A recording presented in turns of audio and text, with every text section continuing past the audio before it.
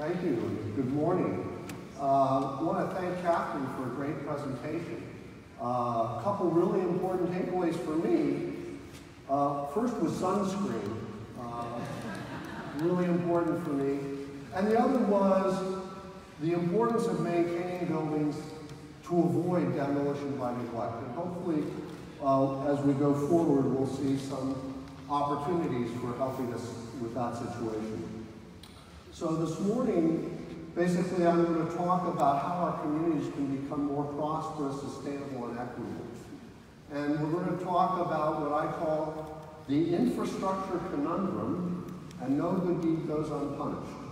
These are problems that face us as we try to improve our communities. And then we'll talk about something that I call land value return and recycling, which hopefully will help us overcome these problems. We'll then talk about where land value return and recycling has been implemented successfully, and what are some of the opportunities and challenges for implementation. Now, I don't know how many of you watch reality TV programs. Sort of a new phenomenon, at least to me, and I don't always find them very helpful or entertaining. But basically what happens, as I understand it, is you put people in a situation and you kind of create a goal or an objective, and then you create incentives for people to behave badly. And lo and behold, what do people do? They behave badly. And some of us really enjoy watching that, maybe for whatever reason. And whether we think this is a good form of entertainment or not, we shouldn't do this in daily life. Create incentives for people to behave badly, but we do. Some of you in this room may have heard about something called smart growth. Anybody heard about smart growth? Few people, okay, good. I'm not a big fan of the term, I think I know what it means, but I look around and my question is, if smart growth is so smart, why do we have so much dumb growth? Are we really that stupid? And I don't think we are, but I do think that there are a lot of incentives out there for us to behave badly. And that's what we'll get into right now. So I'm going to talk first about the infrastructure conundrum. And I can autograph hard copies of this later. As you see, I'm a budding Picasso here. But basically, this represents these, for the sake of this discussion, these represent streets or roads. This street grid represents a small town outside of a big city. The big city is located off the screen to the south. And the thickness of the line represents the capacity of the street. And you'll notice a thick line, black line right there. That represents a new or improved transportation facility, connecting this suburban town to the major city. And this new facility, by making it easier to get to the big city, creates opportunities in the small town for growth. And that opportunity for growth is represented by the yellow boundary. So what happens after that new facility is created? Growth occurs. But while that growth is occurring, people recognize that land in this area is now worth more than it used to be. And some people, instead of developing it, say, well, gee, it's worth more today than it was yesterday. Maybe it'll be worth more tomorrow than it is today. So instead of developing it, I should just sit and wait. And they decide to sit and wait. And the more people who sit and wait, they create an artificial scarcity of land available for development today. And that drives land prices even higher. And a lot of developers who would love to develop near this new infrastructure say, wow, these land prices are so high, I can't make a profit. So they start looking at less expensive land to develop there. And indeed, as time goes on, a lot of development that probably should have gone here goes out to these places. And the thing that's really interesting is once people move in here and here, they realize that these little country roads, they don't work. They don't facilitate their ability to get into town for work. So they yell and scream at the politician, oh, you got to extend the road or the transit service out to my area. And the politicians, being the good people they are, they want to help out, but with limited budgets, they can't always do everything for everyone. And what happens is, this town wins out, they get the new infrastructure, and this town doesn't do it. But when we extend the infrastructure here, I mean, the thing to notice is all the new development that occurs here could have fit right here in the original location. But instead, we've now at great expense extended the infrastructure to this location, and now the cycle starts over again. We've created a new opportunity, but as we do this, land prices start to rise, and now we're chasing development out to this location, even farther away. So that's the infrastructure conundrum. We create infrastructure to facilitate development. But if that infrastructure is really well planned and well executed, it inflates the prices also of land, and those higher land prices then chase development to cheaper but more remote and less productive sites. Communities run after that development with more infrastructure, and they never catch up. And the sprawl that we end up with is not only bad for the environment and destroys a lot of farmland, it's bad for our pocketbooks as well, because we end up with 2, 3, maybe even 5 times as much infrastructure as we would need if development was located at the original location. So a corollary of the infrastructure conundrum is no good deed goes unpunished. We may see a distressed community, and we think to ourselves, how can we help out these folks? Well, of course, better schools would be a good thing. Maybe improving public safety, or providing better access to jobs and schools through better transportation. Well, if we succeed in doing any of these things, land prices will go up, and a lot of the people we intended to help will no longer be able to afford to live there, and they get displaced. And the tax dollars that we spent to help poor people end up enriching landowners who probably were not that poor to begin with. So that's the no good deed goes unpunished situation. Winston Churchill talked about this in 1903. He talked about a working class in London where the workers had to pay a toll to cross the bridge to get to their jobs. And when the public was made aware of this, they thought, well, that's a terrible thing to do, these poor working people. Why don't we make the bridge free? And so the government, trying to be responsible, they removed the toll. And shortly after the toll was removed, rents in that low-income neighborhood started to go up by the amount of the foregone toll.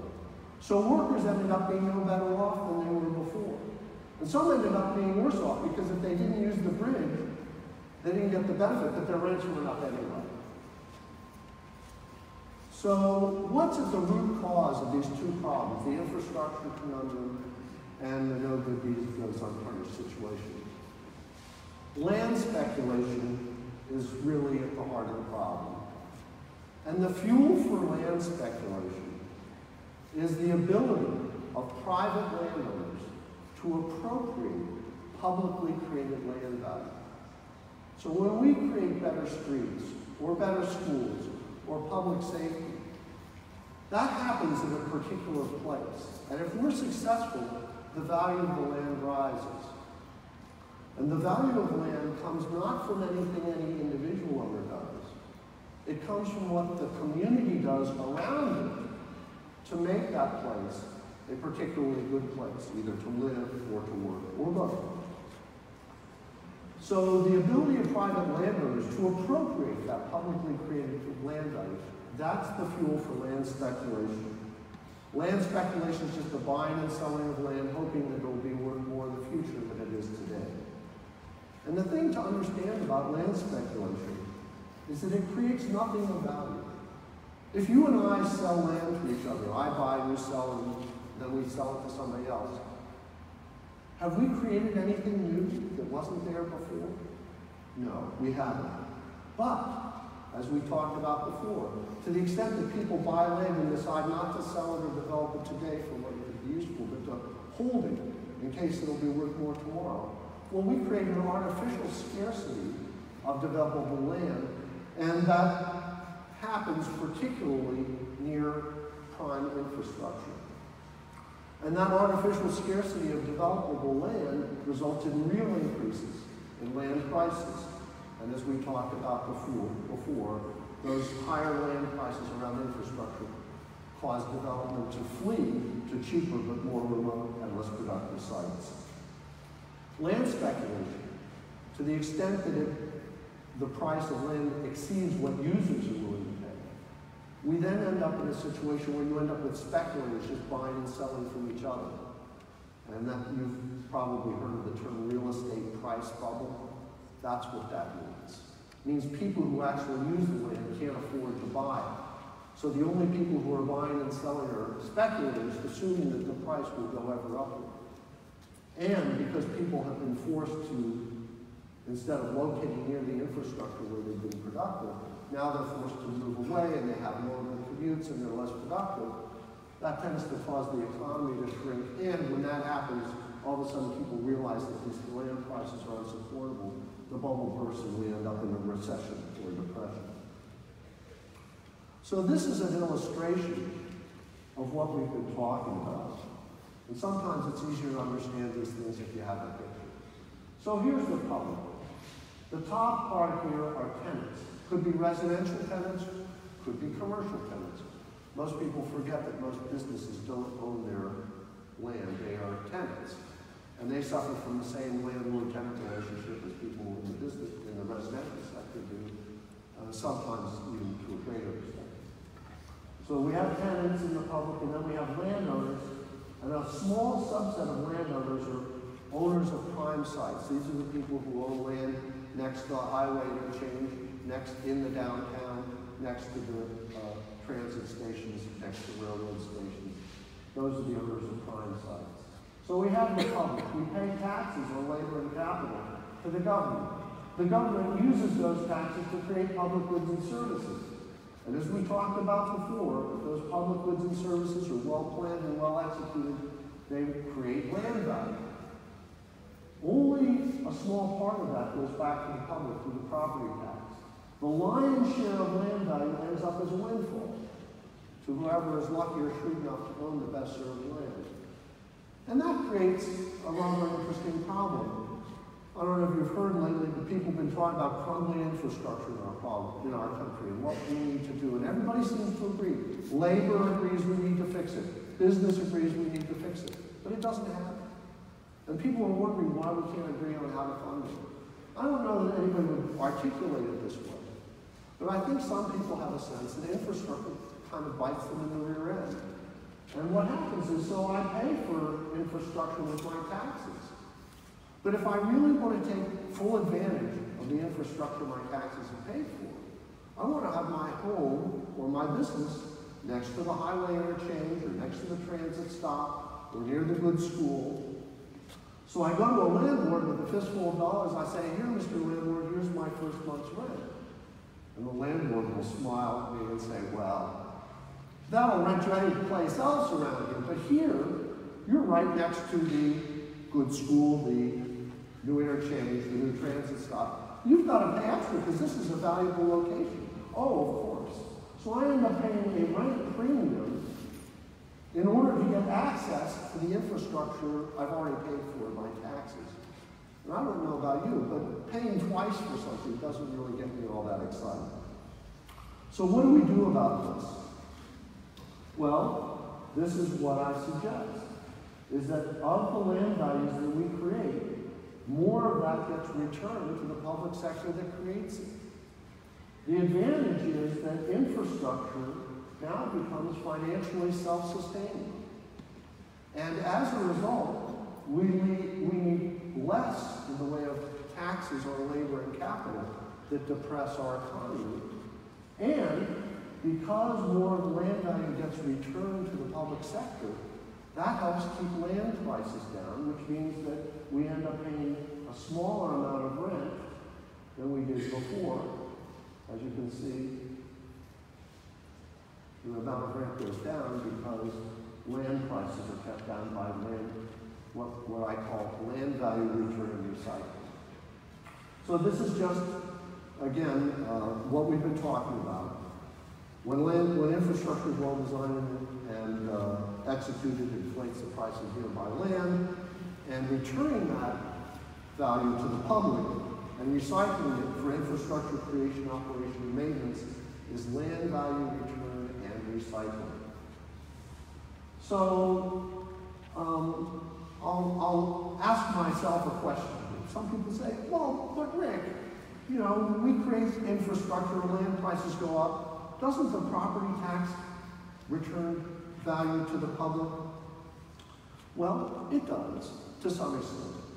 Now, I don't know about here in Maine. Property taxes vary from place to place. But nationally, they average between 1% and 2% of value. Now, unlike a sales tax, which is paid only once, the property tax you pay each and every year, the property an improvement adds value to the property.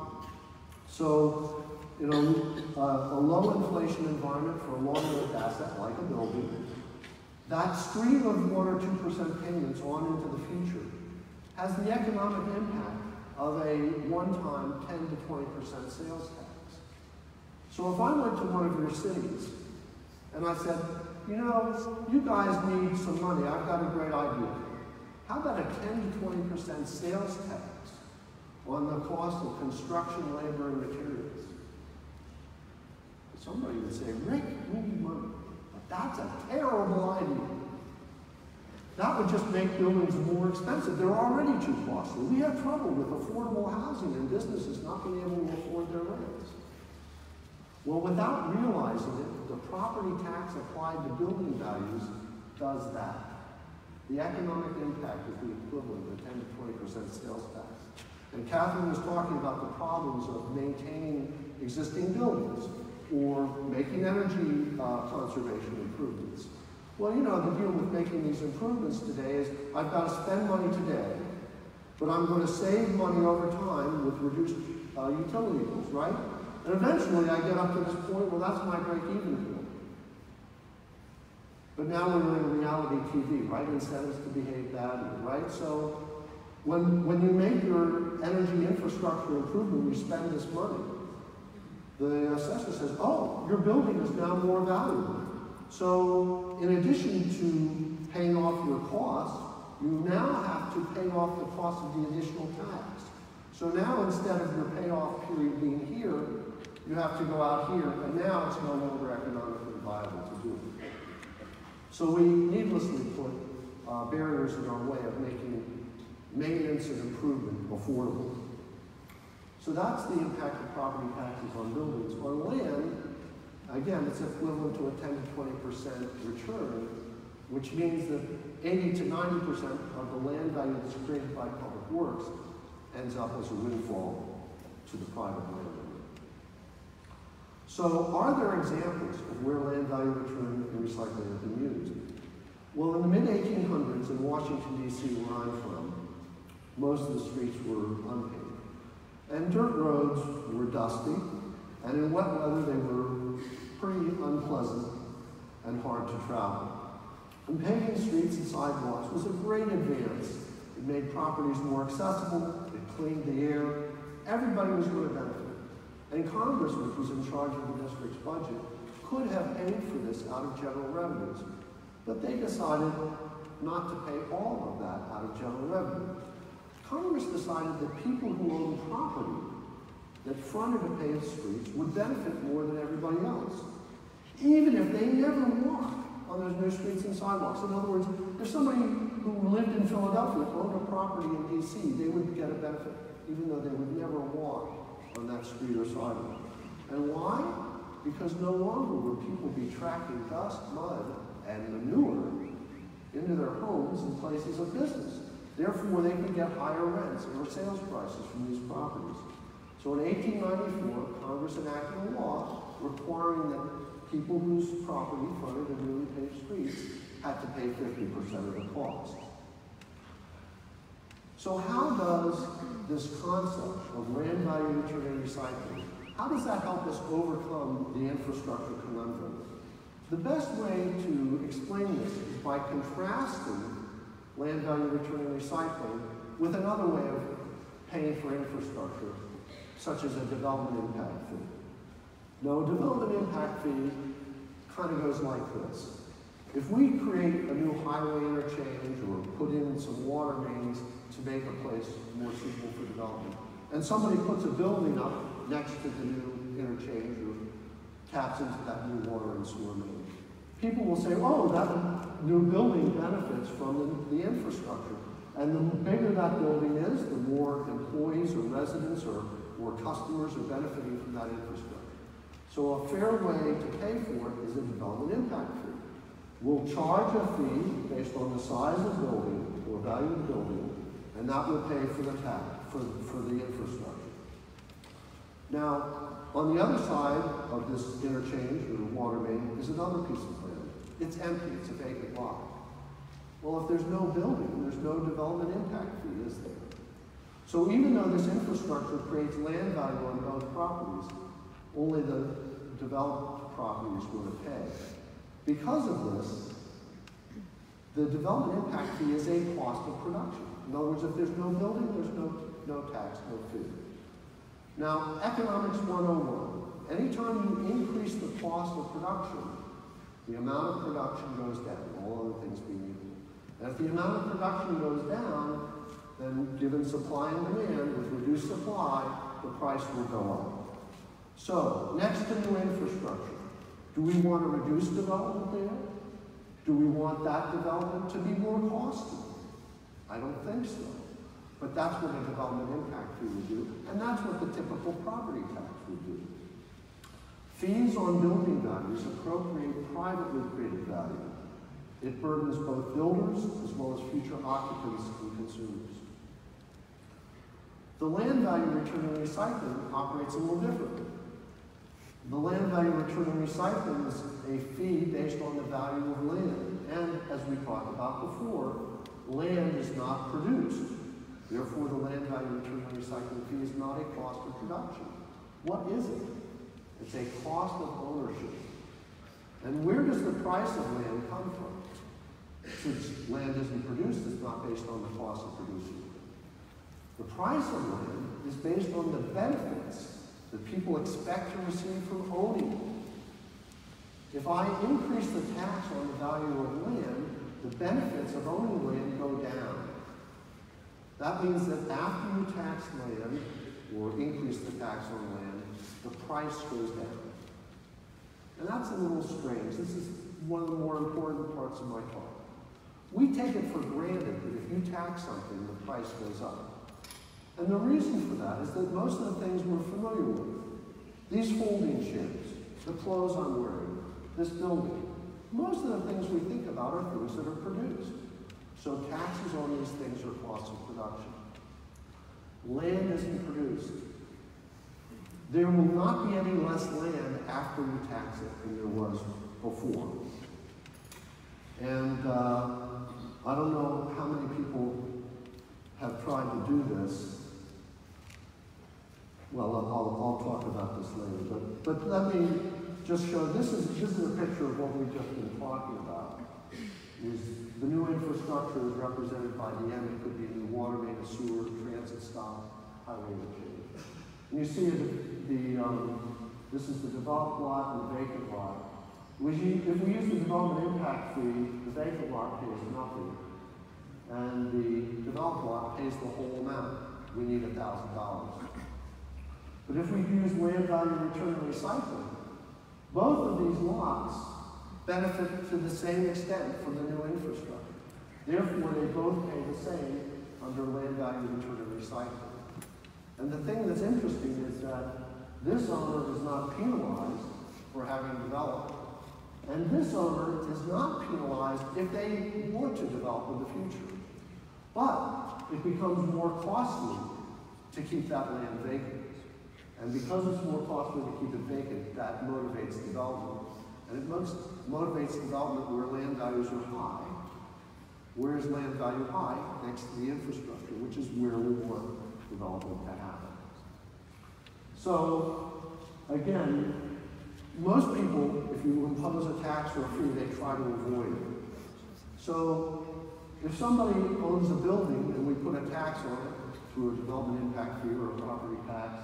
How do we avoid that fee? Well, we can reduce the size or number or quality of new buildings. And if we really want to build a new building and don't want to be subject to the tax or fee, we can find another jurisdiction that doesn't have this tax and build there. And if we have an existing building, this gets to Catherine's issue, we just decide, well, we'll let it deteriorate and our taxes will go down as a result. How do we avoid land value return and recycling? It's very hard to do. I don't know if anybody's ever tried to do this. I'll just show of hands. Has anybody ever tried to move a piece of land from a high tax jurisdiction to a low tax jurisdiction?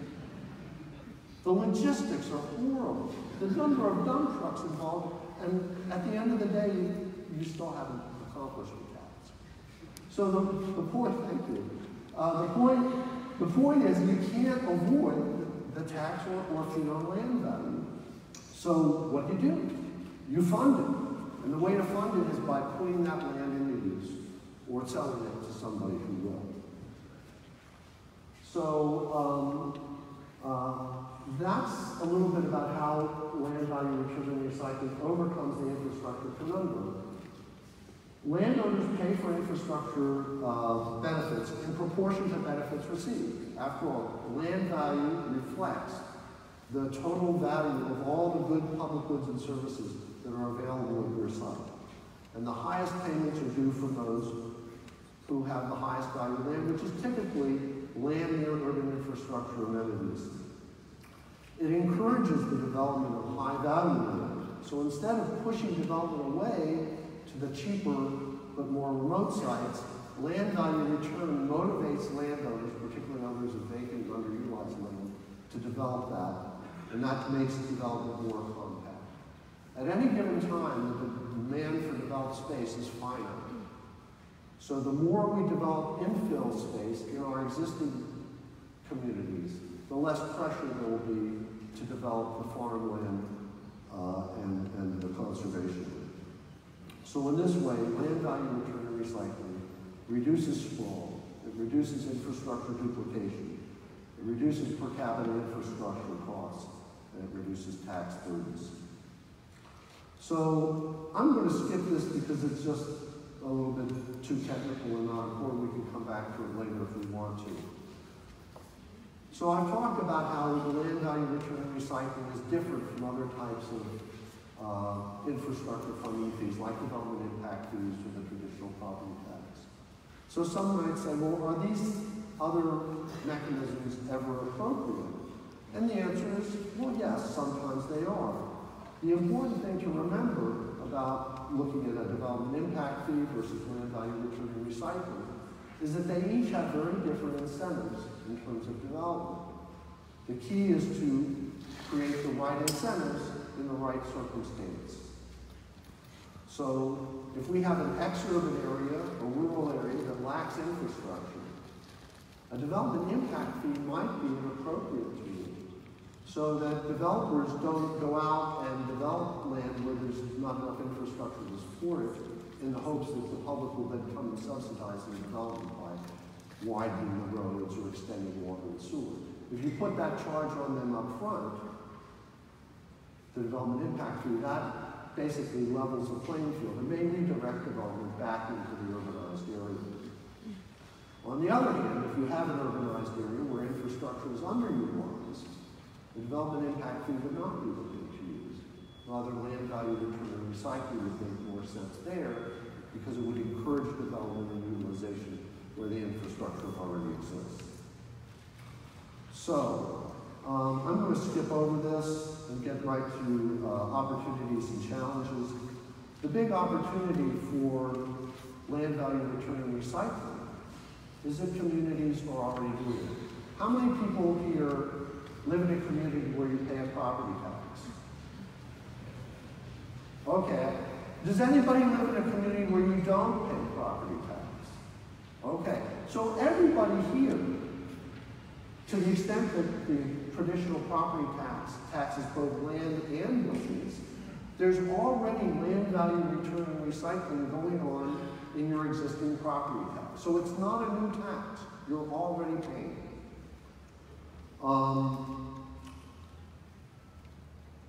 And what we can do, and what some communities have done, is by gradually reducing the tax on buildings, which creates the problems that Catherine talked about, by rewarding people for allowing their buildings to deteriorate. If we reduce the tax on buildings and increase the tax on land over time, we can turn our upside-down tax incentives right side up.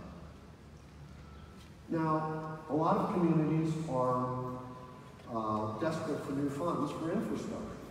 And yet, whenever they create a new street or improve schools, they're essentially giving land value away.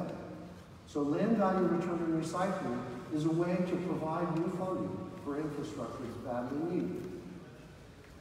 A lot of communities are trying to reduce sprawl because of its environmental consequences and because it's very expensive. Land value return and recycling is an opportunity to do something about sprawl, make development more compact and affordable. And as we talked about, land value return and recycling is a solution to the no good deed goes unpunished problem because it means that land values will not rise so much around new and improved infrastructure, and to the extent that that publicly created land value goes back to the public, it can then be used to offset costs and help make living more affordable for the people we intend to be the beneficiaries. So again, this is the status quo where land value return and recycling does exist, but only to a very minimal degree. And this is the situation that we could move to that would, I think, create more sustainability, more prosperity, and greater equity. So we've talked about the opportunities, now the challenges.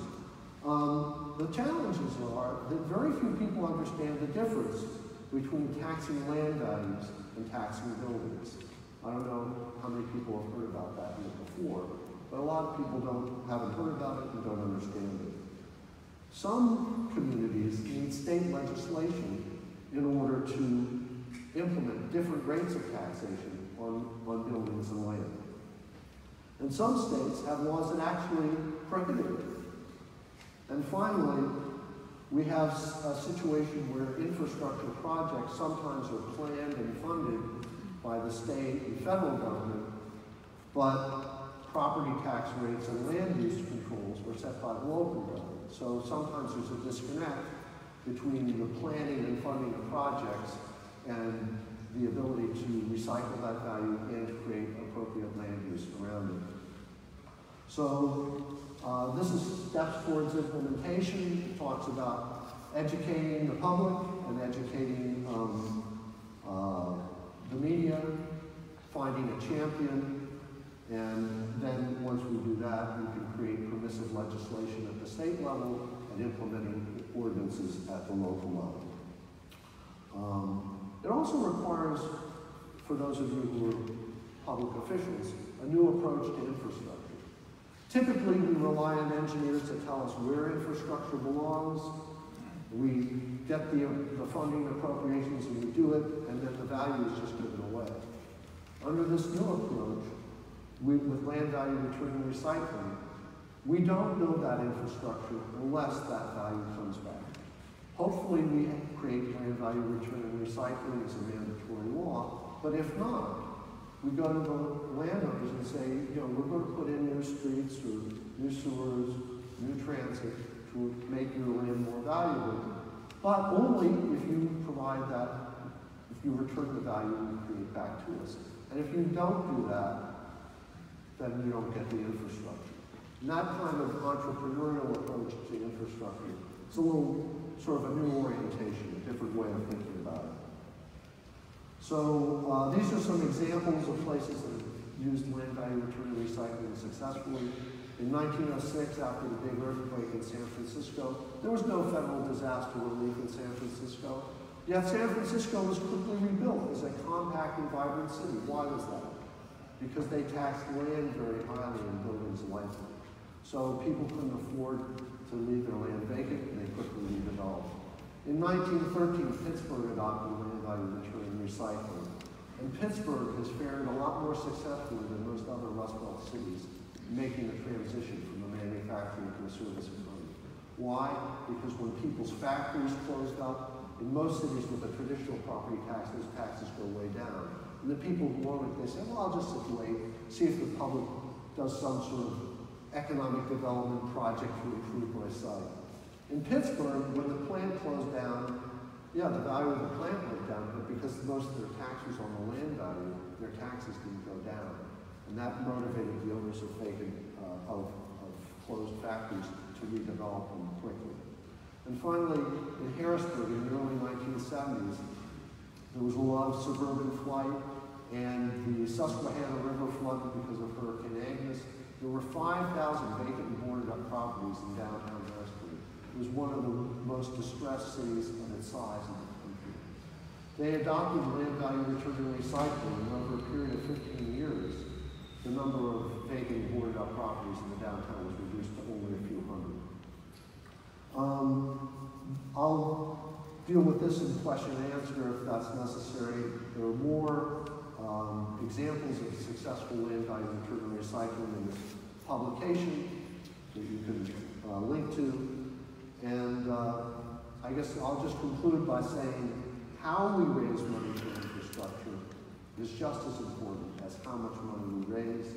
Land value return and recycling is a tool that integrates infrastructure with land use. It's an overlooked source of infrastructure funding and a more equitable source of infrastructure funding. So thank you very much, and I'll entertain any questions.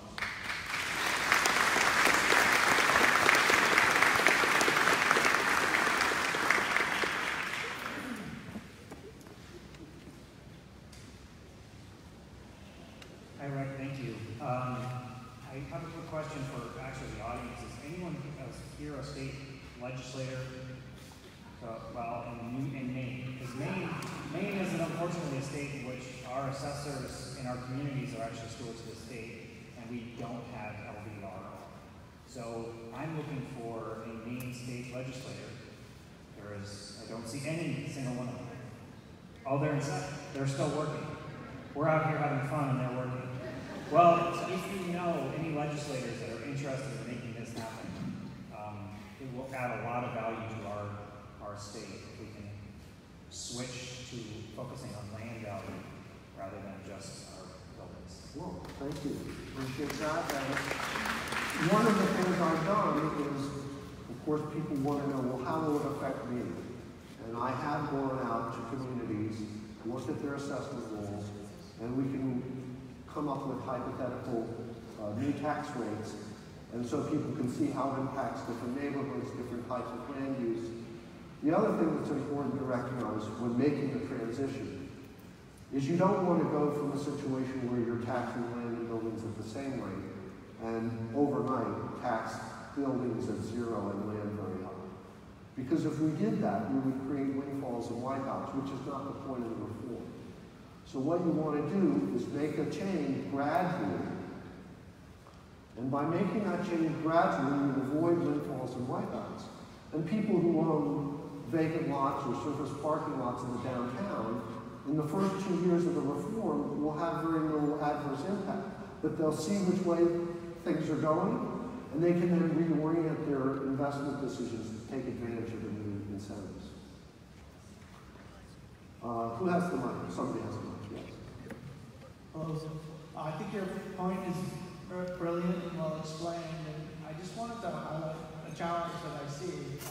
I live in a rapidly gentrifying area in Portland, and a lot of our neighbors are, particularly people that have been there for multiple generations, are struggling to hold on to their houses, and it's kind of sad to see like the people that built the community up be such a nice place get forced out. So, and in that position, it'd be hard to potentially pay to pave half the road, even though I think that's a great idea. And I'm just wondering if you have any thoughts on that. Thank you. Good question. One of the reasons that we have problems with gentrification today is because of our upside-down tax system. The taxes buildings heavily and land lightly. Only very affluent people can afford to build and improve and maintain buildings. And what happens is a lot of times affluent people focus their demand in one small area, and that causes land prices to go up and housing prices to go up. If we were to undertake this reform, property improvement and maintenance would be more affordable throughout the jurisdiction, and you would have less of these sort of hot spots, and residential areas would be more affordable generally. Where we've looked at this, making what we call a revenue neutral transition from the current system to land value return and recycling, residential areas tend to do well because they tend to have a higher ratio of improvement value to land value than the jurisdiction generally. So therefore, in the revenue neutral change, the tax burden in the residential areas goes down. But it tends to be most favorable in the low-income areas and less so in the affluent areas, because land values are much higher in the affluent areas compared to building values. Yes? Hi.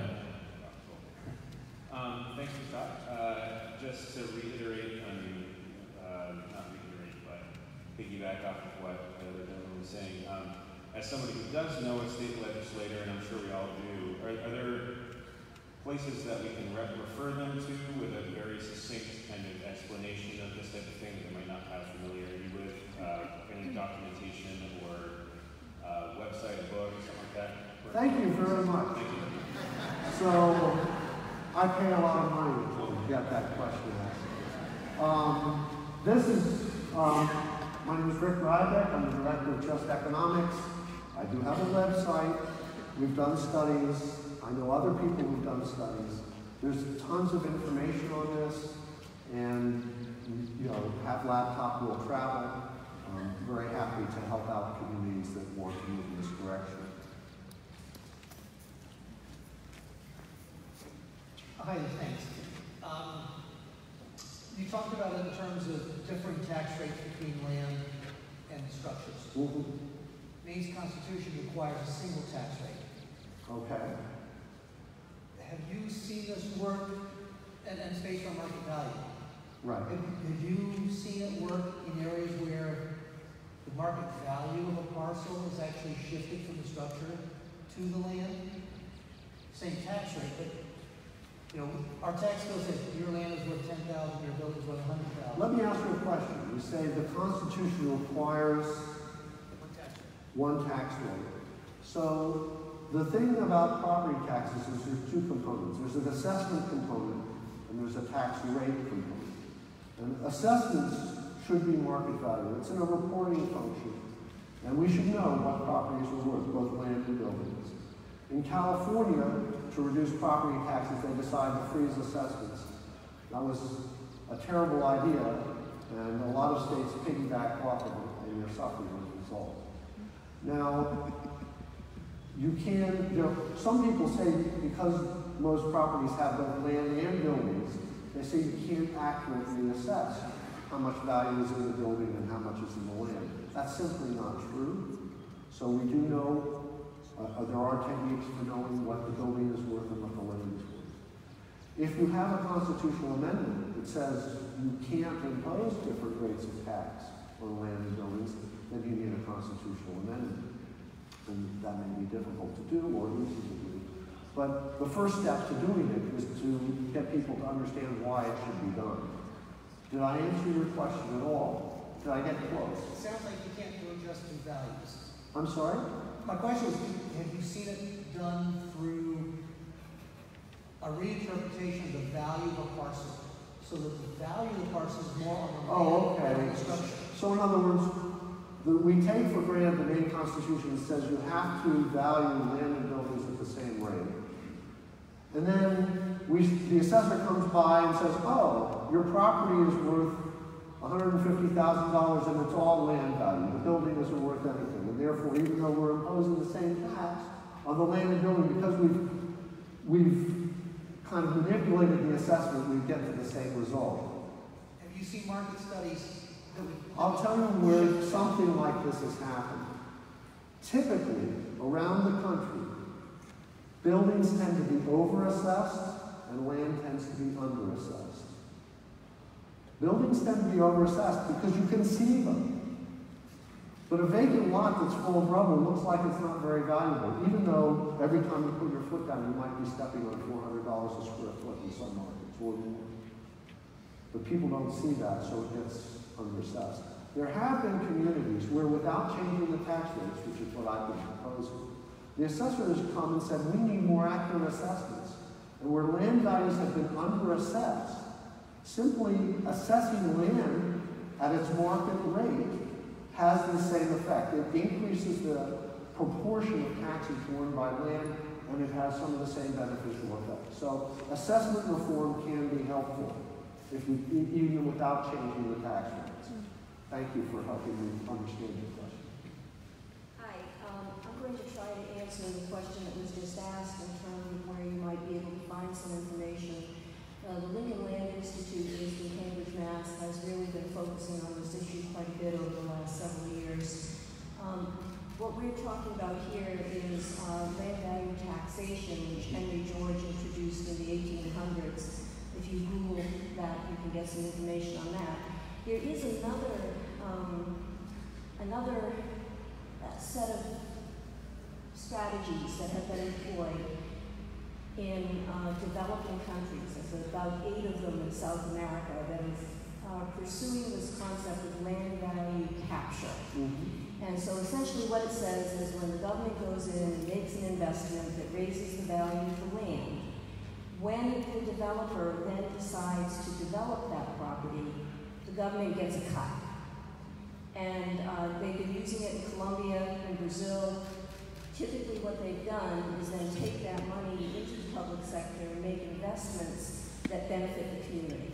It might be in parks, it might be in art installations, it might be in putting in a world-class surface transportation system, but there's some very, very exciting stuff. What Lincoln Land Institute has come up against, however, is both the cultural barriers and the legal barriers that are very, very difficult to overcome in the United States because of the way that we approach profit. Mm-hmm. Right. So what they talk about are a series of tools that you can use within the existing government stretch and legal framework to essentially create value in a zoning system, if you will, that basically caps what you can get from a private sector perspective.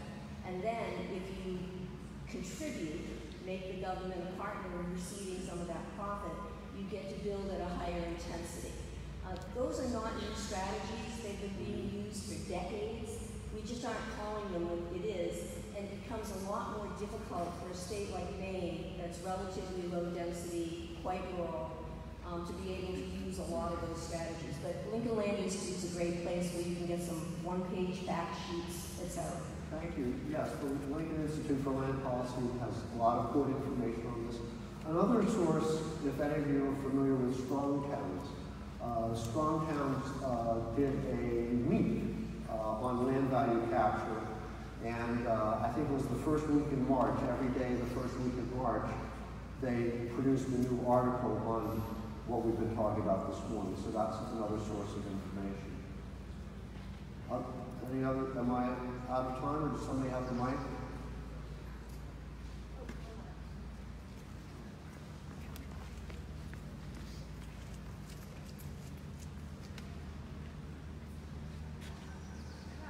I mean, I appreciate the addition of value that's created by public infrastructure improvements. A lot of Maine towns, especially in what I affectionately call the bluebirds or the pearl suburbs, that have lakes in them and other natural amenities.